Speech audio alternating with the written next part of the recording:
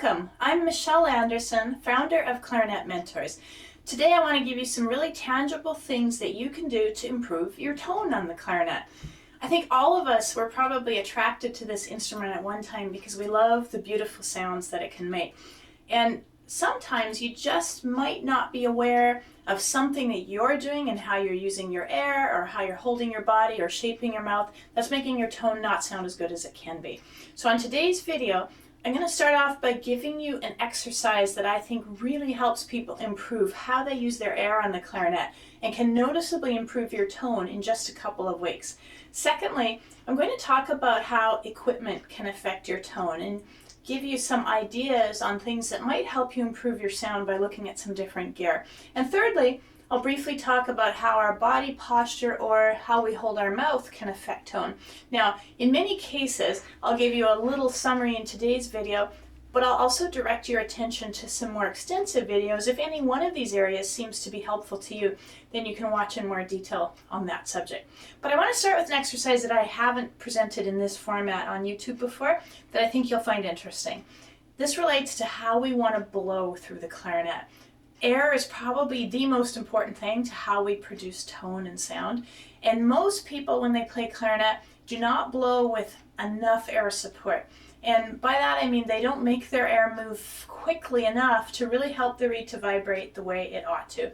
We want the reed to vibrate as much as it possibly can. And our air is kind of the fuel for that. So this is an exercise that I recommend you use as part of your warm-up routine. And do it every time you practice and commit to trying it for at least 2 weeks and see if you start to notice a difference in your own ability to use your air more flexibly and to hear better tone. So what we're going to do is an exercise that has us really warming up these muscles right around our belly button. They're the muscles that help us to push the air out of our body into the clarinet. And for starters, we're going to get these muscles warmed up without our clarinet. This is kind of a fun and goofy exercise, and it has 3 parts. Part 1, I want you to put a hand over your belly button and just using your ab muscles. We're not even going to focus on what our air is doing right now. I want you to try and push out against your hand. I'm going to turn sideways so you can see what I'm doing here. So I have my hand over my belly button, and just with my ab muscles, I'm going to push, push, push. Now, these muscles aren't really intended to push with great force outwards from our body, but they can move a little bit in that way. For this exercise, I find it's helpful to imagine we're playing in a steady beat. So push, push, push. You can turn on the metronome if that helps you. That's part 1 of the exercise. Part 2, keeping that same steady beat going, I want you to blow very, very fast and focused air as loudly as you can. If you take a look at an air hose at a gas station, if you're refilling your tires, that air makes a very loud hissing sound. And it's because it's under so much pressure, it moves really quickly. That's what we want on our clarinets. We want that high pressure air. So if I tried blowing a little burst or huff of air super loudly,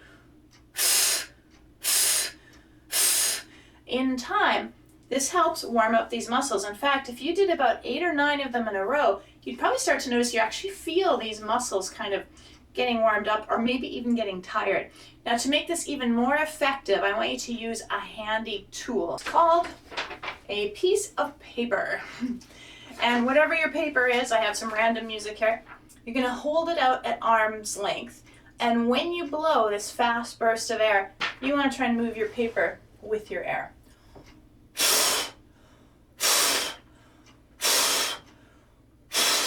So when our arm is straight out and we're blowing with really fast air, we should be able to move that paper. That's a tool that you can use that will help you know if your air is doing the right thing here. Now, part 3 of the exercise is we want to combine these 2 motions. And at least part 3 of the warm-up part of this exercise, this will feel very unnatural. We put a hand on our belly button. When we blow that loud burst of air, and you can even have a piece of paper in your hand, we also want to push our ab muscles out. So as I exhale, I'm pushing out with these muscles.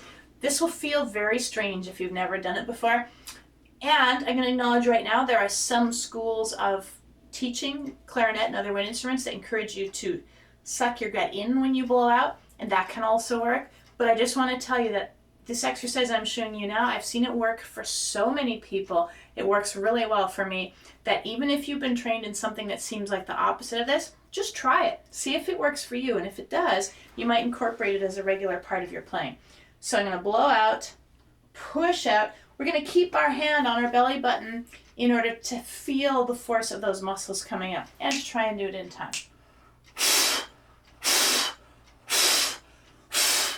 This is an exaggerated exercise. In fact, most of my favorite exercises are exaggerated. It sort of gets our body doing something in a really big motion where we can tell if we're doing it or not. When we later transfer that to playing a piece of music on our clarinets, having a bit of this action there will really help our playing a lot. But for training purposes, we are exaggerating it. So I'd even be tempted to take my piece of paper and do that exercise while I'm sticking my abs out while I'm blowing. I'm also sending my piece of paper flying around. Remember, we should hear it as a very loud hiss. That's kind of part one of this exercise. We get these blowing muscles warmed up. And I would do about 10 to 20 of those huffs. And at first, it's just going to take a while to get used to what does it feel like to push these muscles out while we blow. Okay, now you may ask, well, how would I do this on my clarinet? What does this have anything to do with it? Well, I actually have several exercises related to warming up and tone on clarinet, and I'm just going to give you a mini one here on today's video that if you do it, I think you'll find some good results, and then you can look into expanding things further down the road. A great way to warm up is just to take our open G, the G we play with no holes on the clarinet, and just play it with nice steady air. Most of us probably do play that as the first note that we play when we're warming up. A great exercise on clarinet is to see how softly you can play any note with really good tone. As we get softer, inevitably we tend to have our tone fuzz out and get airy sounding. And that's because we have air going into the instrument that's not activating the reed. It becomes a wasted air. If I played using the whisper technique, you can hear air moving through my instrument, but it's not activating the reed at all. So although that's an exercise that's helpful for our breathing, it's not helpful for our clarinet tone when we're actually trying to make tone. So a lot of people sound good at louder volumes. They get the reed activated really well, it's vibrating very quickly, and they have a very clear sound. When they get softer, if they just let their air slow down to get a softer volume, you're going to hear an airy, fuzzy hiss mixed in with the clarinet tone. So although you can hear my pitch, you can also hear a lot of background hiss. I'm trying to exaggerate it for the sake of your computer and listening through whatever device you're listening through, but I'm sure you recognize that sound because we all make sounds like that at times. So here's what we want to be doing with our air. Imagine we can see the air coming out of our mouth like water out of a garden hose. As someone's turning down your water pressure, they're at the tap, turning down the faucet, and you have less air or water to work with, you still want it to do a great job, so you need to push it faster. You need it to be even speedier. That means with your imaginary spray valve, you're going to be directing that air into one very small stream of air or water that's going incredibly quickly. And that gives us the force to blow our paper or our reed away from us with great speed.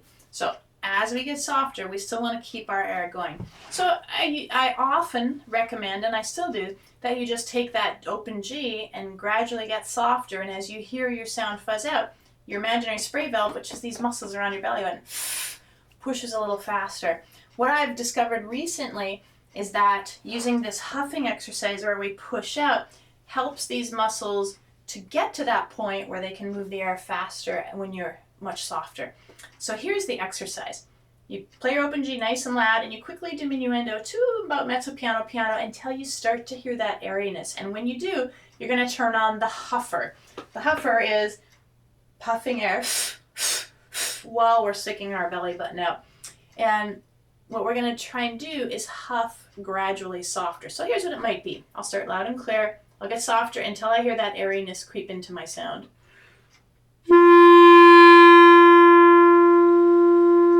So right here, I'm about mezzo piano. And I've reduced the amount of air I'm using to get softer, but now the reed's starting to sound hissy. The instrument sounds hissy, which is really common. I want to speed up that air that I have. So at that level, around mezzo piano, I'm going to start huffing. And for this exercise, you can see what I'm doing. I'm going to put my hand on my belly button. You can see I'm consciously pushing my abs out.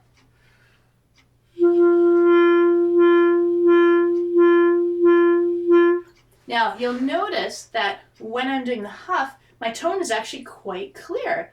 It's all over the place because it's going wow, wow, wow. Now, normally we wouldn't blow like this when we're playing a piece of music. But in that moment where I start the huff, I have really nice tone. It's a little louder than mezzo piano. So now the next part of the exercise is I'm going to huff gradually softer and see how softly I can huff.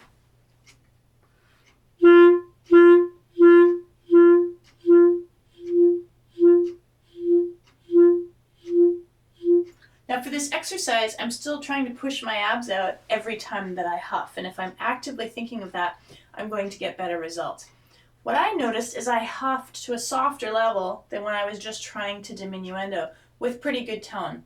However, music's not about huffing, so how do I translate that into actually playing a longer note? Well, what I'm going to do is huff down until I'm at a dynamic that I really like and appreciate. Maybe I'm trying to get to piano or pianissimo, and then I'm going to try and gradually lengthen those huffs, the whole time pushing out. So when I'm doing the short huffs, they're just, my abs are moving in and out. As I get longer, I'm continuing to push out in this direction, even as I'm deflating my breath. So I'll start by huffing very softly, and you'll hear me gradually lengthen those huffs.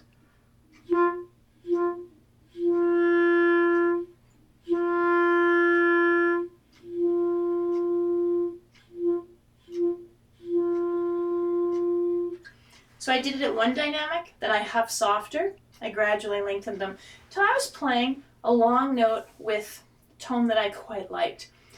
Now, that's an open G. It's the easiest note to do this on, and it's a great place to get started. After doing what I just did, if you huff your way down to as soft as you can on an open G with good tone, your breathing muscles are going to be warmed up really nicely. Then you could jump into your other music. However, I encourage you to challenge yourself much further. Try the same thing an octave higher on your high G. The higher we are, the harder it is to get softer with good tone. There's just more resistance in the instrument. This huffing helps your body to figure out how fast the air needs to be. So I might huff my way softly on a high G.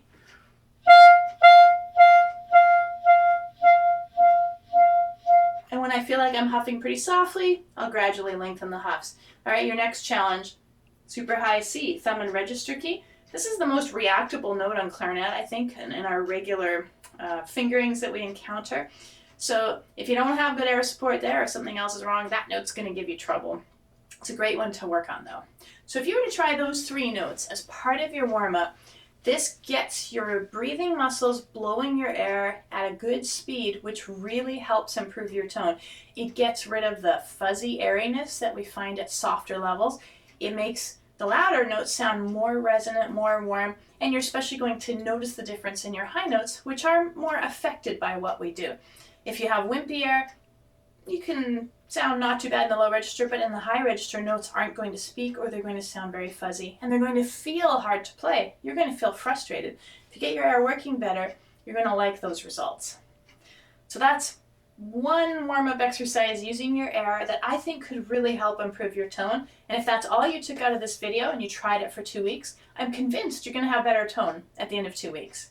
Now, I also said I was going to talk a little bit about equipment. I'll be fairly brief with this because that could be a long conversation, and in the write-up below this video I will reference some other videos that give you more details on equipment. What I will say is a piece of equipment that's really often overlooked by people is their mouthpiece.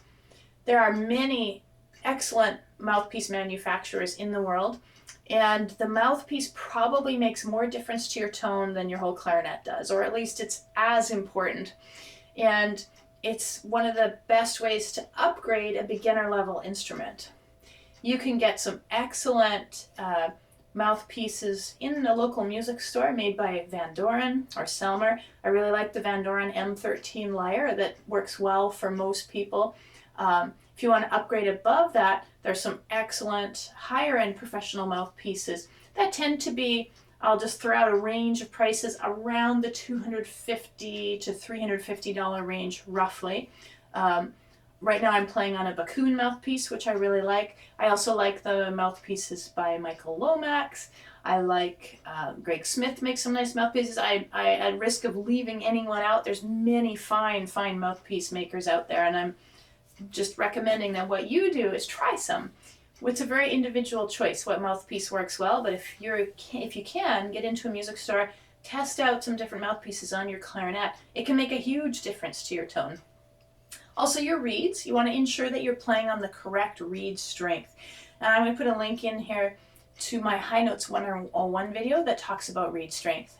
If your reed is too soft, you're not going to have good tone. So you probably start as a beginner on a 1.5, 2, maybe 2.5.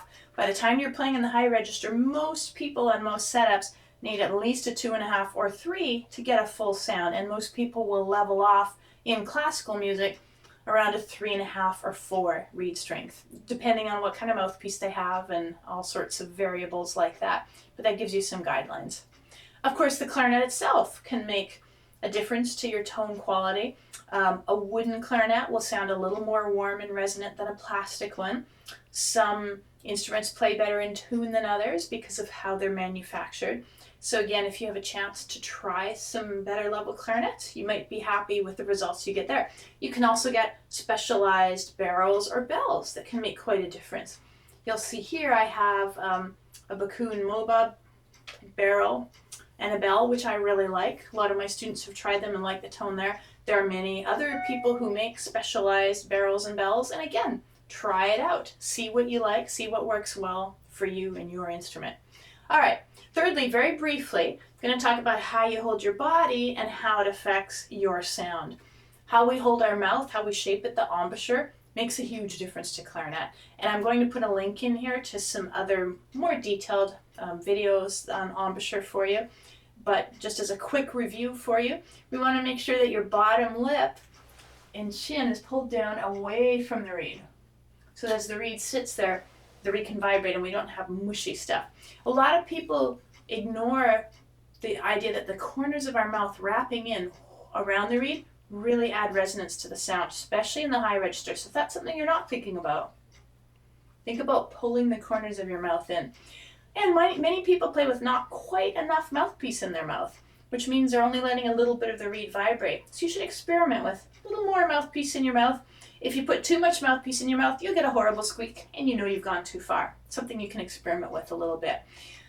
Very important that your head is up when you play. One of the most common bad habits clarinetists have is they look down to the clarinet. This definitely affects tone, even on an open G.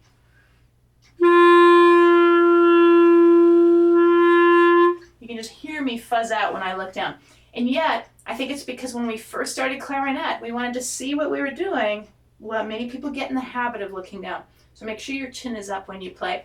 And as far as posture goes, we want to lift our ribs off of our hips. I like to sit forward in the front of my chair and imagine that someone's pushing my back out or my belly button out. There we go, belly button out again. This is more from a structural point of view rather than what my muscles are doing. Helps us to have better tone when we play clarinet.